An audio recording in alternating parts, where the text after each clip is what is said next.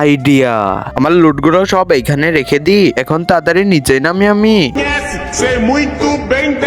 একটু ফায়ার করি। কোনেরে ফায়ার করতেছে, চল তো দেখি। এখন আমি পানিতে ডুব মারি।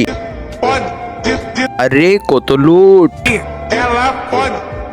আমি এইগুলো আজকে সব নিয়ে নেব, খাচ্ছি মজা। আমি পলাই। আরে আমি আসতেছি। আরে আমি এইদিকে বট।